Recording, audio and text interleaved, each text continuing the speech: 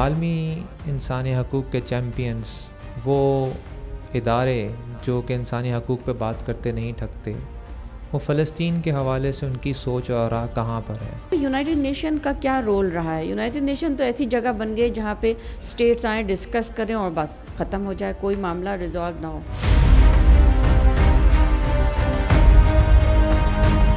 ہم اس بات کا زیادہ حق رکھتے ہیں کہ ہمارے کنٹرول میں القدس الشریف ہو، اور اس بات کا فیصلہ ہم کریں گے۔ وقت کرتا ہے پرورش برسوں، حادثے ایک دم نہیں ہوتے۔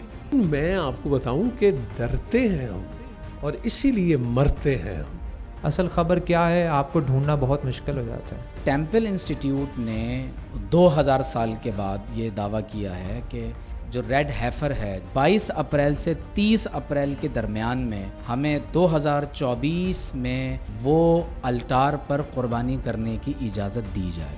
جب ریڈ ہیفر یا ریڈ کاؤس کو ذبح کیا جائے گا، یہ اس الٹار پر اس کو جلائیں گے، اس کی راکھ کو جسم پر ملیں گے تو پاک ہو کر پھر ٹیمپل ماؤنٹ میں داخل ہو سکیں گے، اور یہاں سے وہ مسجد اقصی کو نعوذ باللہ منہدم کرنے کا سلسلہ۔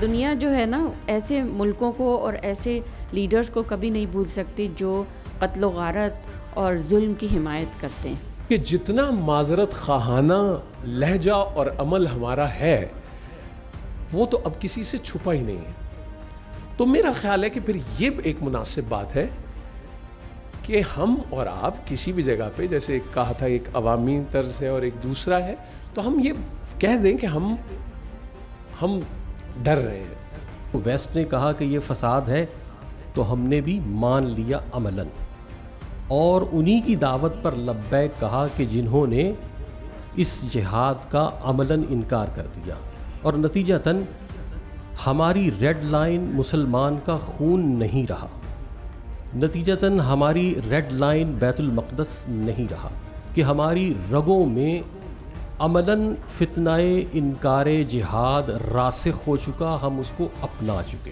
ہمیں آپس میں اتحاد کی فضا کو قائم کرنا ہے۔ جو ناحق خون کا زمین پر گرنا ہے یہ کبھی بھی معاف نہیں ہوتا۔ یہ بہت اچھا موقع ہے آپ لوگوں کے پاس، ہمارے پاس، کہ اہل علم یہاں موجود ہیں۔ یہ ایک المیہ بھی ہے کہ ہمارے شہر میں اور ہماری مجالس میں اس موضوع پر نہ جانے کیوں گفتگو نہیں ہوتی، آگاہی نہیں دی جاتی، تو آج بہت اچھا ایک موقع ہے آپ کے ذہنوں میں اس تنازع کے حوالے سے کوئی بھی سوال موجود ہو، چاہے اس کی نوعیت ریلیجس ہو، پولیٹیکل ہو، یا سوشل ہو، یا ہسٹوریکل ہو، تو آپ ضرور سوال کیجئے۔ کہ غزہ کے اندر ایکچوئل میں آئل اور ویسٹ بینک کے اندر پانی کے ذخائر موجود ہیں، کہ وہ جذبے ہیں جو صحابہ والے جذبے تھے، وہ یہ چاہ رہے ہیں کہ میں شہید ہو جاؤں، میں شہید ہو جاؤں، کیونکہ اس کو ڈائریکٹ سامنے جنت مل رہی ہے۔ یہودیوں کے ساتھ ہماری 4 بڑی جنگیں ہوئی ہیں، اور ایک آخری بڑا معرکہ ضرور ہوگا۔ کیا مسلمان بھی ایک متحدہ محاذ بنا کر اس بڑی جنگ اور جہاد کے لیے تیار ہیں؟